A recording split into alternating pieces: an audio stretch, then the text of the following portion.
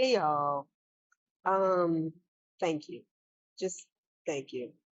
Um, I did try to escape a little bit with this review. Love and Marriage Huntsville, season 10, episode 9. Can we fix it?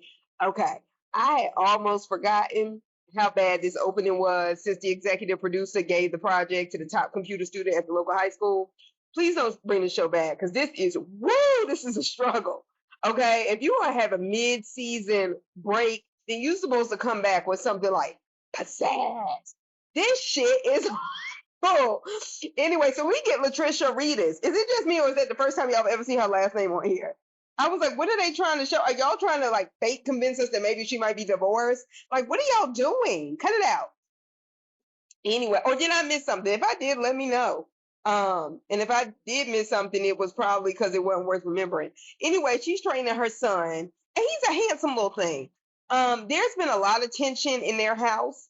She's talking to him like she knows the cameras are there, and by that I mean it just seemed disingenuous. It just seemed like a mother would have had this conversation with her son already. But it also seems like Trish kind of be doing other stuff, so I don't know. All right. Um, Xavier, her son, said it's been a lot with the stuff going on with her and kid, and he's trying to distract himself more and more and just trying to focus on his future, which would make sense for a kid about to go to college. But he said he didn't want to be depressed and he didn't want to be sad.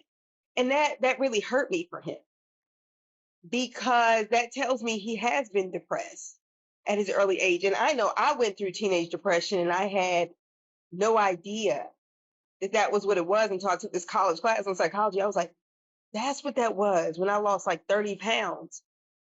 And I just think, people around me were just happy I wasn't as fat anymore. And that's not good. I mean, this isn't the same thing, but I do know knowing that feeling and not having a lot of life experience, it's difficult. Depression sucks. I don't care when you get it. Um, I didn't realize that his son saw that fight when they played the replay for some reason. I didn't realize how much Xavier had saw with Ken fighting his father in the house.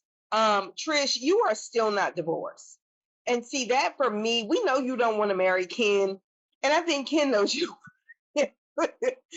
And you are living with another man who is not the father of either of your children and who he sees disrespecting you along with his actual biological father is a lot for a boy who cares and loves his mother to see and endure. And the reason why you always have to be careful what your kids see, girls tend to reenact what they see by allowing men to do it to them. Boys tend to reenact what they see by making presumptions about what kind of woman a woman will be based on what they saw their mother do, or watch male behavior toward women and presume, hey, this is what works because this is what my mother put up with. And I'm not saying that he's that kind of boy because you can tell he really loves you. But I am saying that he may see you as one thing and then other women treat another way. And that's why you have to be careful because he seems like a very sensitive kid. Bless his heart. He said he felt like he couldn't even talk to her. And that's not a good sign.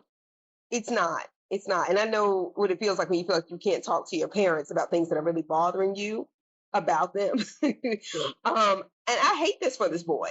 This is something you should have known, Trish, and considered that he was obviously stuffing stuff down. If you know all of this stuff is going on in the house, really because of the adults, not because he's the older brother picking with his little sister, because that's not the case. Like, you know what I mean? Like real issues. Anyway, and you should have considered that by bringing another man into their lives and having him in the same house and y'all become a family or pseudo family and still being married to their dad. Because that's confusing to me as a 37-year-old viewer, soon to be 38 in December. So I'm just saying to me, I can only imagine loving you as my mother and then you do this.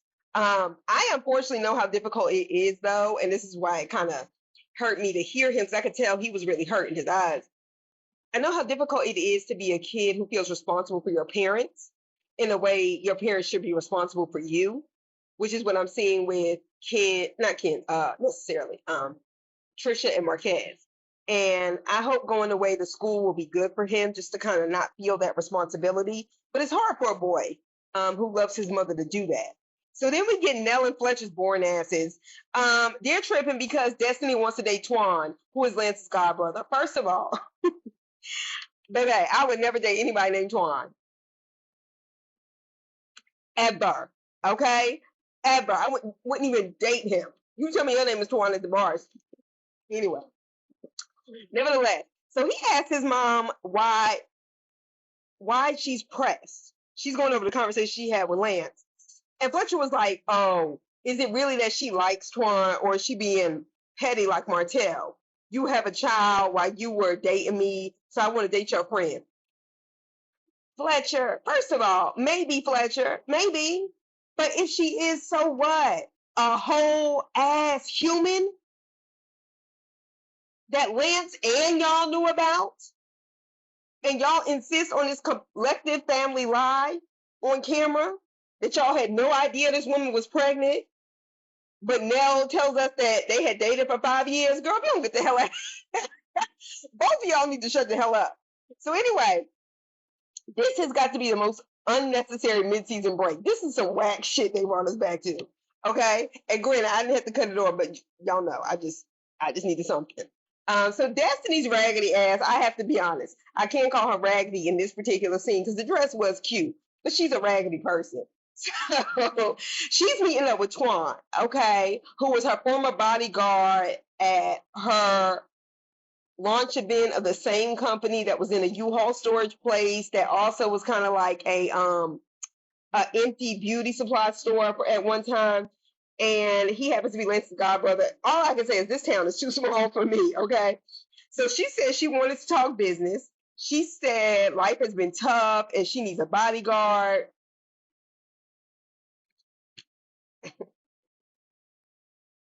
Okay, Destiny. Okay. Okay, Destiny. Not somebody who will drag you in all the cities across the world, right? Not somebody who will dog walk you. Destiny, shut the hell up. Anyway, so she brought up that people said something about her making googly eyes at each other.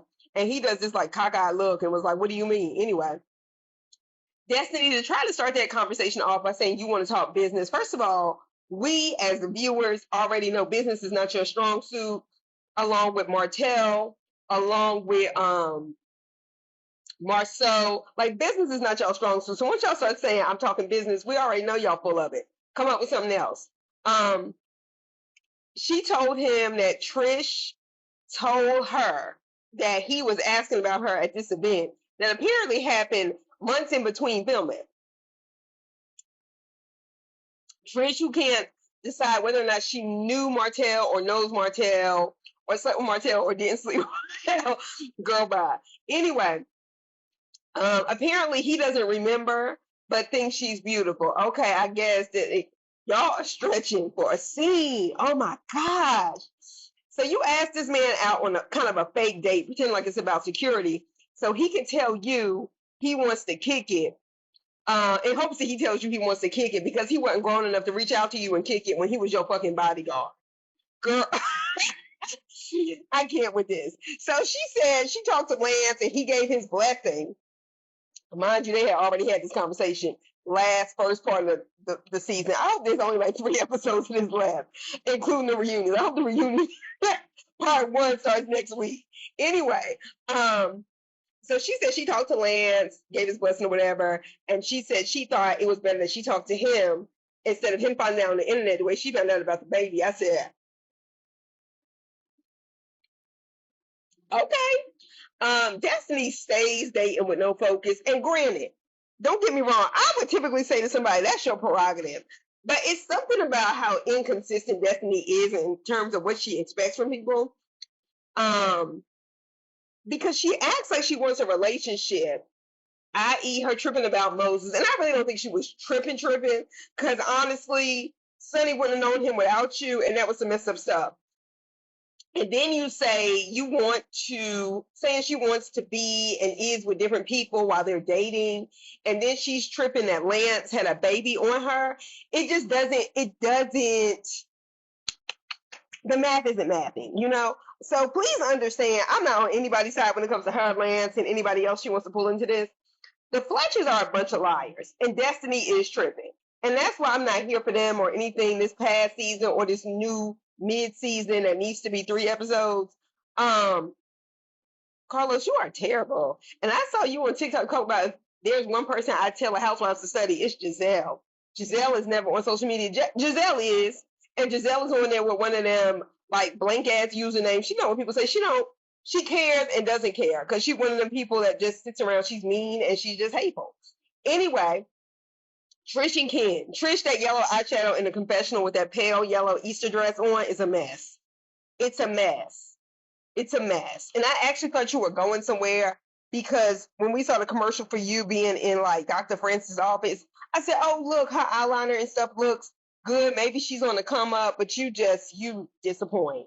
So her and Ken have a reality TV show conversation, Trish or Whack, okay? They're talking about their relationship. Ken says their problems linger, and he feels like he's out of control of his own life, and he doesn't like that feeling. I was like, I can see that. I can also see you as a big ass, grown ass, bicep having ass man that you could put that back in your control by moving on. Anyway, and nobody in the family seems to care about his feelings while he's always caring about everybody else. He was like, when your feelings are messed up, we may not even get dinner. I was like, at that point, you need to hit your local drive-through. But I understand what you mean, Ken. Okay? So Trish says, sometimes you just think I have an attitude and I'm just off in the zone. Maybe, but I think somebody that you've been sleeping with and being with for 3 years can kind of know when you have an attitude, whether you say that's just me, okay? So this conversation honestly seemed to be going nowhere.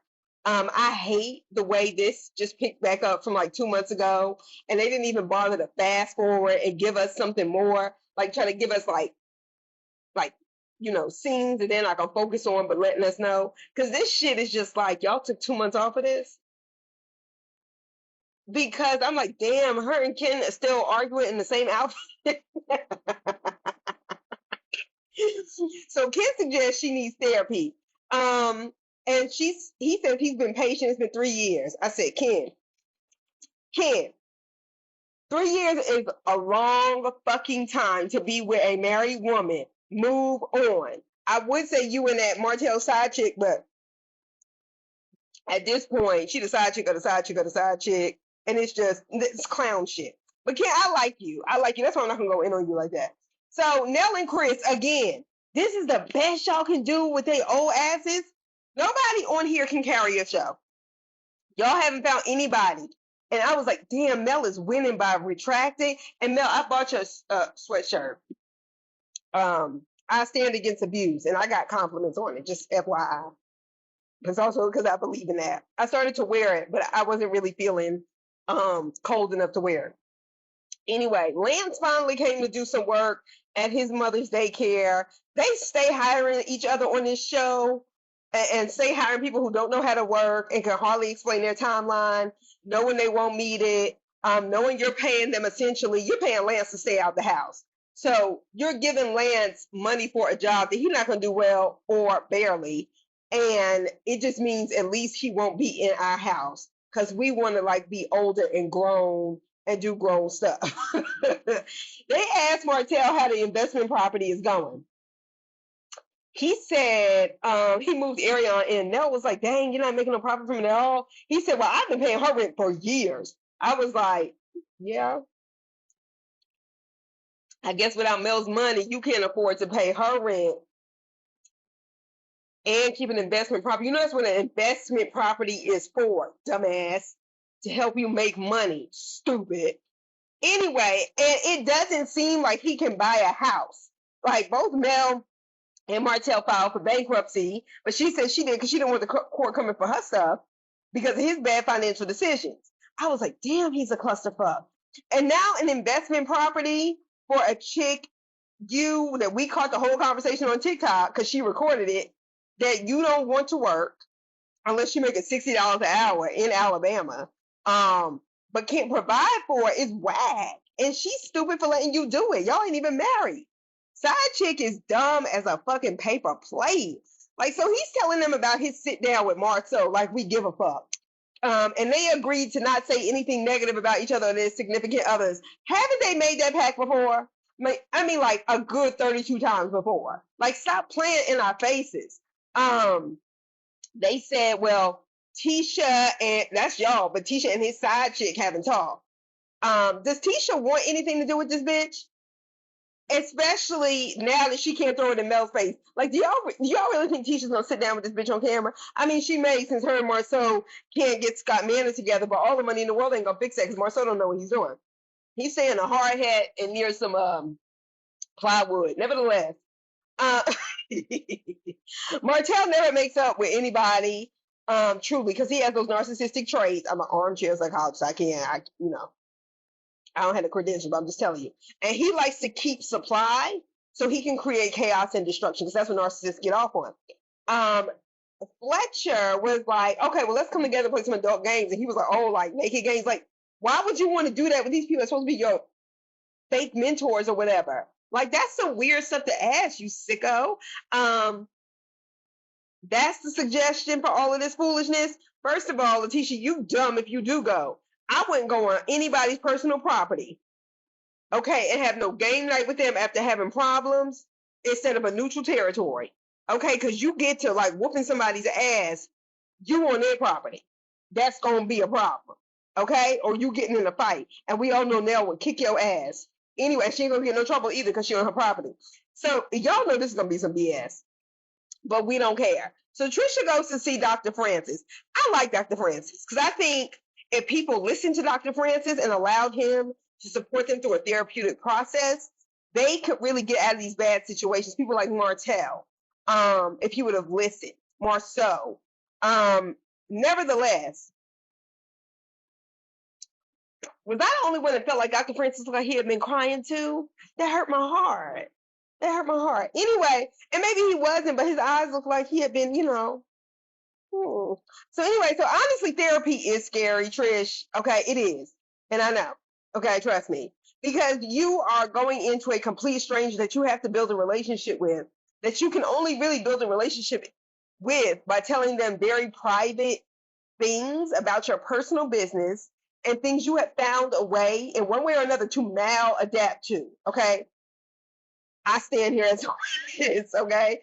And then these people turn it upside down in your face to try to help you heal. And it takes years. I'm still in a psychotherapy. I have no problem saying that because I've grown to a point where I'm not ashamed and it has made me so much better as a person, even if you can't tell when I'm doing this on Saturday night. But it has really helped me deal with, different kinds of traumas. So kudos to you for that. Trish, I was curious as to why you were wearing jean pants around your shoulders. And I wanted to say it was a home ec project, but your son has graduated and your daughter looks a little too young to have home ec in high school. So it was just really confusing to me. And I was wondering how much you paid for that to be done like that on purpose.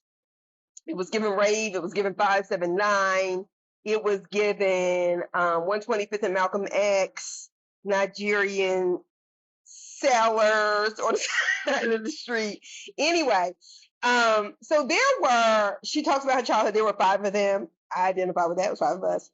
And she said they all seemed to lose their way after their father died.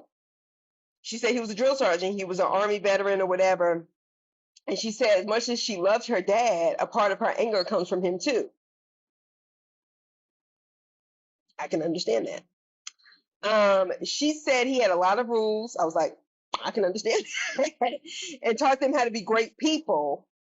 And when she said, but to represent him, well, she said to represent him, but I was like, yeah, but to represent him. And maybe in that process, not caring for the individual child because he's worried about how he is perceived to the outer world. I understand that too. Anyway, so she said she told them to do things. He told them to do things for themselves that he didn't do. Because if he did, he would still be here. And I don't know exactly what that means, but I imagine as time goes on, if Carlos doesn't screw it up again, maybe we'll have some idea. But part of grieving and therapy and recovery from trauma, as far as I'm concerned, is a form of grieving of your old self that you have, really like created and concocted and cemented since you were a child, really to survive. And there's so many people who never go through a therapy process or run into bad psychologists, bad therapists. I don't believe in that life coach shit. Who make them uncomfortable and then they never go back and treat it. And then it bleeds on to other aspects of their life and other people who don't ask for it. So once again, I applaud her for going. She said her grief turns to anger, which is a process. And she redirects her pain in the gym. Honestly, I was thinking to myself, well, it's better than you fighting like you lived in a group home and come on Love and Hip Hop and fight somebody and break their happy hour glass drinks like they would do, back when Love and Hip Hop was good. I don't even know. Is it still on? I know they said Rashida is on some sort. Anyway, maybe she is, maybe she isn't. Rashida, you are very pretty, but a rapper, I just think you need to come up off of it. Anyway, so Dr. Francis pointed out that she's still angry when she comes home. He said, so how often you go to the gym? And she was like, every day. Because she hasn't dealt with her anger psychologically, the root of it. And I know, trust me, Trish, I know, as somebody who goes every week, that root of that trauma and having to and trust me, it took me a while. Like, I would be mad at the doctor who has helped me, okay, for many years. I would be mad, like, what are you talking about? You don't, but it's a process. Just let yourself feel it. But trust me, Dr. Francis knows what he's doing and he can really help you. Just stick with it. I know it's hard to stick with it because you just like, fuck it. I've had enough problems. Last thing I need is somebody trying to tell me about the man who raised me and loved me, but you don't know him like I know him. Trust me, you're going to be all right. Just stick with it. So doing this is hard. And doing it on TV for the first time, Trish, I don't know. Therapy is rough and personal. And it seems like you have a lot of pain. And God knows when you're in therapy, you're already ashamed to tell that one person and you have the cameras watching. I just think if you really want to do it for yourself, please go off camera and take it seriously. I mean, I'm not saying you're not taking it seriously. I'm just saying in order to heal, everybody can't know what you're going through. You don't owe that to anybody, even as you get through therapy, to tell them everything you went through. You don't owe that to anybody. Now, if you want to go to Bible study and testimony service and tell it, then fine. That's a different kind of choice. But this, where somebody else can chop it up and treat it a certain way. So anyway, she said Marquez was supposed to be her spotter in real life, but he wasn't. He left her alone. Dr. Francis was giving her some good advice about learning to trust. Honestly, I still don't trust people. Okay. And I've been working with the same professional for a long time, and I get it because I know better because most people are trash. But I do think he's right. Okay, I do think Dr. Francis is right. My doctor is right. You can't trust everybody, but certainly somebody who has demonstrated a level of loyalty to you, knowing you're not divorced, knowing he's with you, and you don't really want to marry him, but he's still in it. Yeah, Trish, if you learn to lean on Ken and your family, you might be better. In the meantime, Destiny, why are you rolling around with Ken's friend? Y'all look dumb as hell. And not Ken's friend, because I like him because he has a clear head. I know he knows what he's doing. But Destiny, you doing anything to stay relevant, and then you got to live in Huntsville when this is over, or St. Louis, or wherever the hell you're from. It's not a good move. But I want to thank you all for rocking with me and for everything. See y'all soon.